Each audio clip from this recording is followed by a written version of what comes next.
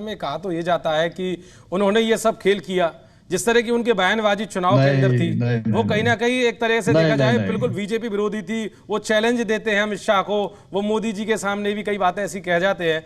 तो कहीं ना कहीं इससे तो ये तो दिखने को तो चुनाव में मिला है कि संजय राउत जी जो हैं वो कहीं ना कहीं बीजेपी के खिलाफ थे, और शायद हो सकता है कि वो उद्धव ठाकरे को सीएम की कुर्सी दिलवाने के लिए ही वो ऐसा ये सब जो किया है संजय राउत ने करवाया था, सब कुछ ऐसा कहा जाता है। नहीं नहीं नहीं, संजय राउत साहब तो एक ऐसे शख्स हैं कि जिन्होंने सारा जहर खुद ही पी लिया। जो तो मैंने नीलकंठ की उपाधि भी देना चाहूंगा कि जो भी ये जहरीली जहरीली बातें थी हमारी बीजेपी के प्रति या बीजेपी से हमारे प्रति, वो सारा जहर खुद संजय राउत साहब ही पी गए। संजय राउत साहब जैसे वफादार लोग मिलना बड़ा मुश्किल काम है। संजय राउत साहब जैसे इंसान नहीं मिल सकते। वो ठाकरे परिवार के वफादार हैं, और जिस तरह की भी मंशा उद्धव जी ने या आदित्य जी ने जताई उस मंशा को इन्होंने किया। इसी तरह के शख्स अरविंद सावंत साहब भी हो सकते हैं, इसी तरह के शख्स आपका अरविंद सावंत साहब के साथ साथ अनिल परब भी हो सकते हैं। मगर कुछ लोग हैं जो पार्टी में रहते हुए भी आज भी गद्दार है। मैं एकनाथ शिंदे जी को गद्दार नहीं कहूंगा, एकनाथ शिंदे जी गद्दार नहीं, वो बागी हैं। उन्होंने उनके जैसे शख्स भी, उनके जैसे अच्छे दिल के लोग भी नहीं मिलते कि जो अगर कोई बात नहीं बैठ रही तो वो अलग हो जाए और बगावत कर दे। जो लोग बगावत कर देते हैं वो सही है, लेकिन गद्दार वो लोग होते हैं जो पार्टी में रहते हुए ही और पार्टी का खिलाफ काम करते रहते हैं। हालांकि मैं उन लोगों का नाम नहीं लेना चाहता, लेकिन मैं उन लोगों का नाम भी ले देता हूं। मेरे को उनमें सबसे बड़ा नाम लगता है अनिल देसाई जी का, जो सबसे ज्यादा मीठे और गहरे हैं। और उसमें दूसरा मेरे को सबसे बड़ा नाम लगता है प्रियंका चतुर्वेदी का। ये लोग वो हैं जो साथ बैठे हुए हैं और साथ बैठे बैठे गद्दारी करते हैं, और साथ बैठ करके जो पीठ में चूरा घोंपते हैं ना, उन लोगों से बचने की जरूरत होती है। और ये दोनों लोग, मैं डरता नहीं इनसे। मैं पहले भी मैंने अपनी पार्टी विचारधारा से अलग हट करके बहुत बातें कही हैं, और मैंने हमेशा ये सोचा कि शायद अब ये मेरे को पार्टी से निकालेंगे, और मुझे कई बार ऐसा लगा कि मैं भी खुद भी रिजाइन दे दूं।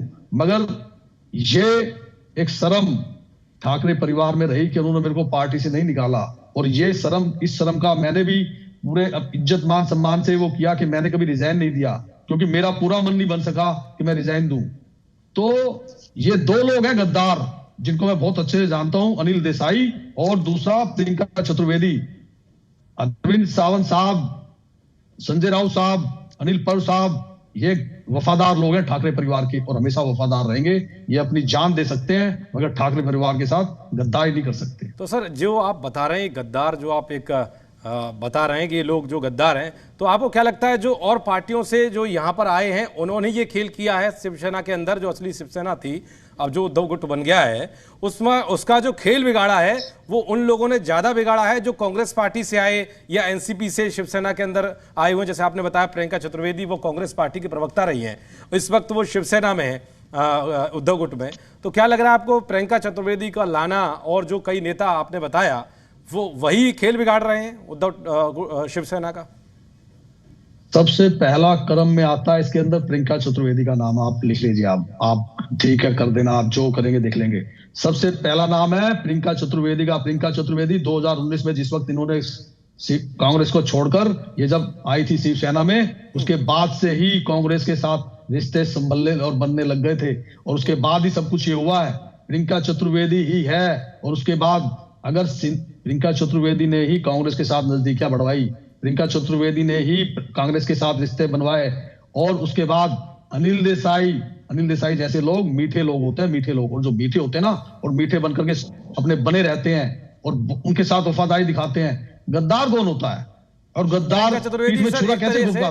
प्रियंका चतुर्वेदी को एक तरह से कांग्रेस की बी टीम माना जाए आपके हिसाब से, जो बता रहे हैं आप कि वो इधर की इधर जो कर रहे हैं खेला जो चल रहा है, वो एक तरीके से कांग्रेस पार्टी की बी टीम के तौर पर काम कर रही है।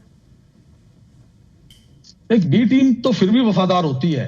बी टीम तो फिर भी माना कि वो अलग चुनाव लड़ रही हो, अलग कोई पार्टी बना के लड़ रहे हो। बी टीम होना एक अलग होता है, और पार्टी में रह करके पार्टी की कमियों को सामने वाले को देना, पार्टी की सब चीजों को इधर से उधर करना, वो होते हैं गद्दार। और गद्दारी के सबसे बड़ा नुकसान कौन पहुंचा सकता है? गद्दारी में सबसे बड़ा नुकसान वो पहुंचाता है जो सबसे ज्यादा वफादार होता है, और सबसे ज्यादा वफादार होने के बाद वो चुप रहता है और मीठा बना रहता है। और वो मीठा और चुप बना रहने का काम करते हैं मिस्टर अनिल देसाई, क्योंकि उनके पास सभी तरह के दस्तावेज हैं और दस्तावेज है हमेशा। अगर एक नाथ शिंदे जी ने पार्टी पर कब्जा कर लिया तो पार्टी के ऊपर कब्जा करने का काम फाउंडर मेंबरों का होता है। अगर और एक जनरल अनिल देसाई जो है वो जनरल सेक्रेटरी हैं, और जनरल सेक्रेटरी होते हुए उनके पास जो दस्तावेज है ना, वो किसी के पास भी नहीं हो सकते। और ठाकरे परिवार का वफादार बना रह करके उन्होंने जिस तरह से दस्तावेज दे करके और जो है पार्टी को कानूनी रूप से शिंदे जी को देने में जो मदद की है वो अनिल देसाई जी ने ही की है, और कोई इसमें हो नहीं सकता। मैं बड़े इस बात को कॉन्फिडेंस के साथ कह सकता हूं कि किसी पार्टी पर कब्जा करने के लिए उसके जनरल सेक्रेटरी का दूसरे लोगों के साथ मिलना बहुत जरूरी होता है, तभी सभी तरह के दस्तावेज किसी दूसरे को मिल पाते हैं। तभी कोई इतनी बड़ी पॉलिटिकल पार्टी में जिसको 50 साल में कोई नहीं तोड़ पाया, उसको तोड़ दिया, उस पार्टी में कब्जा भी करा दिया बिना जनरल सेक्रेटरी की मदद के, बिना जनरल सेक्रेटरी की सहमति के। ये सब हो नहीं सकता। लेकिन सर इसमें ये भी